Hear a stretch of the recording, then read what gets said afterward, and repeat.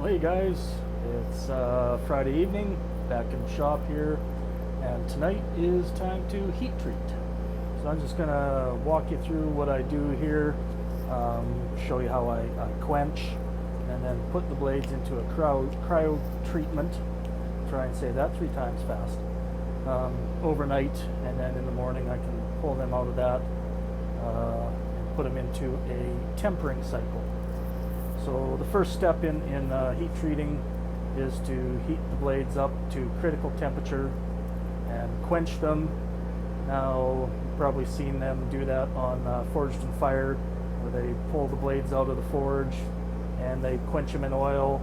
And of course, they have flames shooting all over the place, and it makes for dramatic footage, right? What I'm doing here is stainless steel. So I'm going to have to wrap them in a stainless foil package to keep them out of the oxygen atmosphere, otherwise they start to decarburize. I'm going to heat them up to 1975 degrees in my heat treating kiln, and from there I'm going to pull them out and place them between 2 1-inch thick pieces of aluminum, press them tight, and blast air between the plates to cool the blade off. And that's how you quench most stainless steels. From there I'm going to put it into a mixture of dry ice and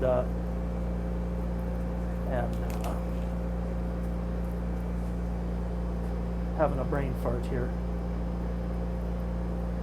Anyways, I'm going to put them in dry ice overnight, cryogenically treat them, and in the morning pull them out and put them in a low temperature oven at about 400 degrees and do 2 cycles of that for about an hour each. And that'll bring them being from really brittle after they've been quenched down to less brittle.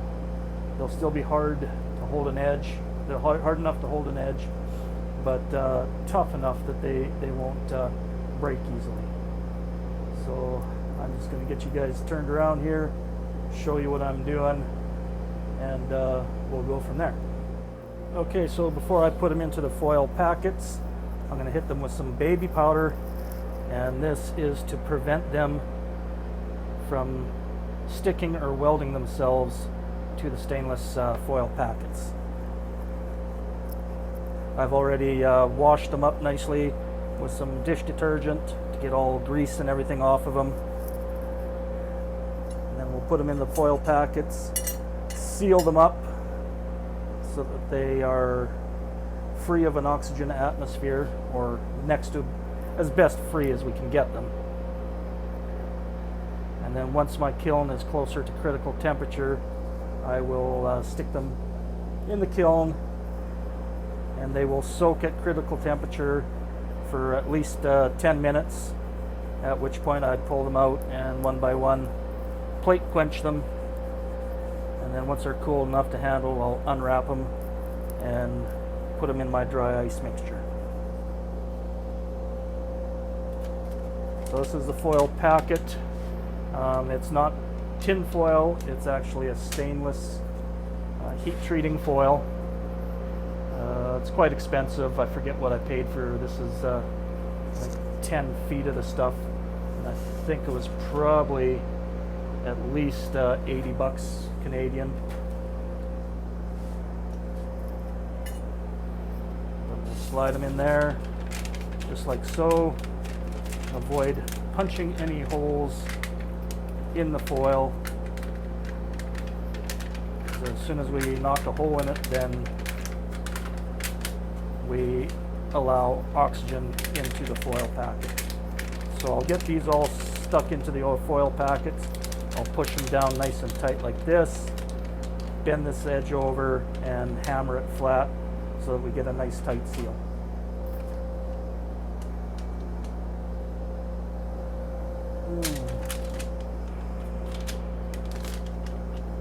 So I made these ahead of time. I should put this in handle end first so I don't slide it down there and poke a hole with the point of the knife.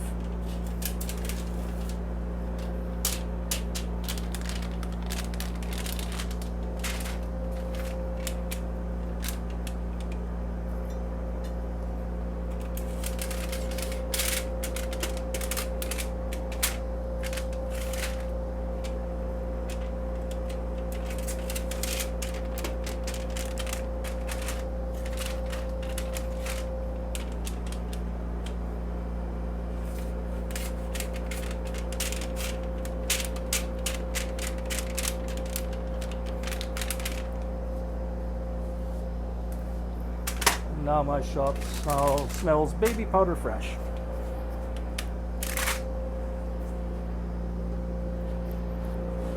Okay, I'm just gonna take you guys for a little road trip here. So this is my heat treating kiln made by Even Heat. Right now temperature is at 955 degrees. So if we pop that bad boy open, you can see the elements in there heating up nicely. It's a nice kiln. If I were to buy one again, I would do it differently. This one plugs into 110. I would spend a little more money and purchase the one that plugs into 240, just for the fact that it will heat up a lot faster than this one. If you're pressed for time and stuff like that, it's nice to have something that works a little faster. It's a little more efficient. But so yeah, if you're looking at buying a heat treating kiln, go with the 240 option, just because it's a little faster. This has been heating up now for, I'm going to say, probably 15 minutes, and we've reached almost 1,000 degrees. We've got at least another, I've got it set for 975, so we got another 1,000 degrees to heat up here. So I'm going to bend the edges over on these, hammer them flat, make sure that I've got as little oxygen in there as possible. Some guys like to throw a little strip of paper in there, and the idea is once it heats up, the paper flashes off and takes any oxygen out of the envelope itself. Some guys, they don't like it. They say it basically puffs up and expands the packet. I've tried it before, and I might do it again today with just some very small pieces of phone book paper. And I've done it before, and I've gotten away with it, so I just might do that just to hedge my bets and get any oxygen out of there that I can. So when we come back, we'll be popping these into the heat treating kiln, let them soak for 10 minutes, and then start plate quenching. Okay guys, yeah, I just decided I'd show you what I'm doing here. So a little tiny piece of phone book paper into the foil pouch. Just drop it down in there.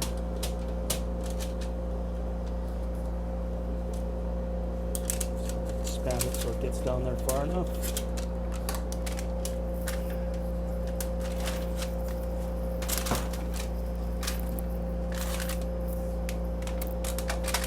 And then grab my trusty mallet here.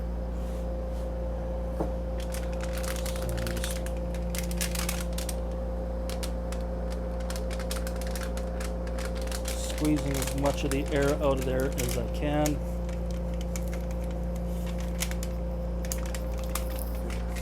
See this here. And then just tap it down. Give another fold.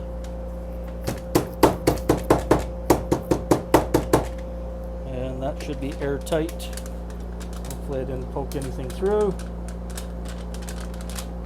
And then that'll go into the heat treating oven.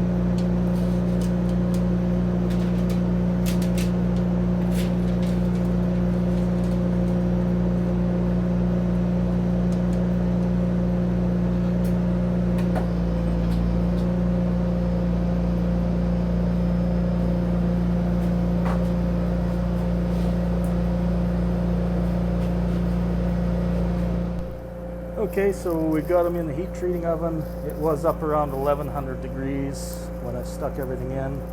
Of course, when we open the door and leave it open for a little while, temperature drops pretty quickly.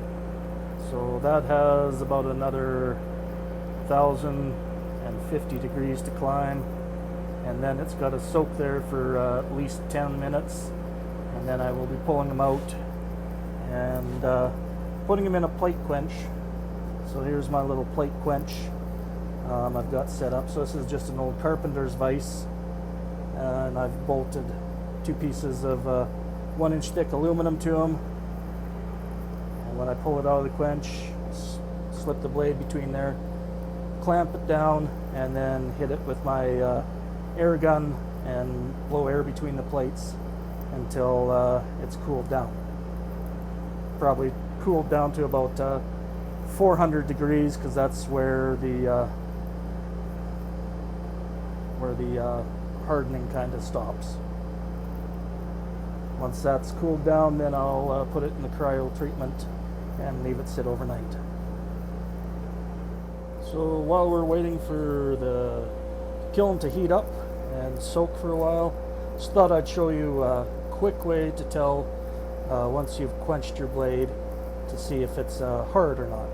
So here I've got a chunk of stainless here in the bar form, and as I get it, it's in the annealed state. So the fastest way to check is take a file. I've got a chainsaw file here. They're hard files, so, and you just run it across, and you can hear how that's biting and the sound that it makes. I've got a blade here for a kitchen knife that I've hardened already, and just gonna need to grind it and put a handle on it. But you notice the difference in the sound, and that file does not bite into the steel at all. So that's a quick and dirty way to check if everything is hard or not.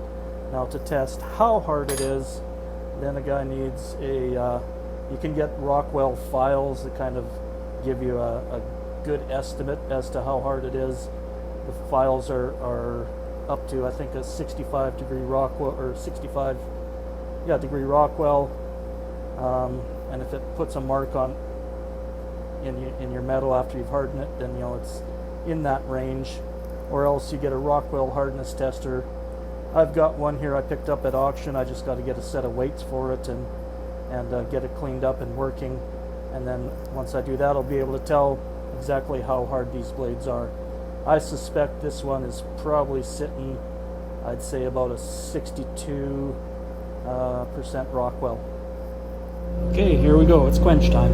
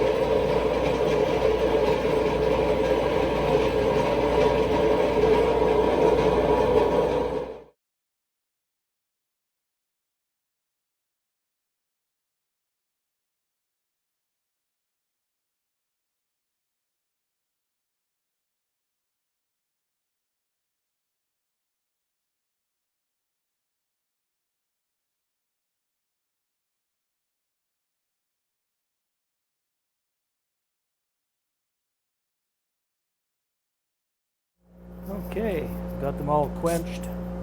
Just gonna pull them out of the foil here now. Stick some gloves on because this stuff is wicked sharp.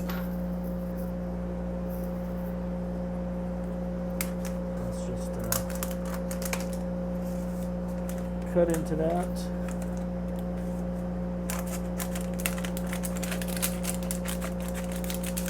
You can see the way it conformed to the knife. But there was a nice little vacuum pulled there, so I should have an absolute absence of oxygen in the foil packet. Yeah, look at that. There's no real signs of decarburization on there. And let's just, yeah, that definitely got hard. So I'm pretty happy with that. So I'm gonna unwrap the rest of these, and then we'll get over to the dry ice here, get these guys put to bed, and we're gonna call it a night.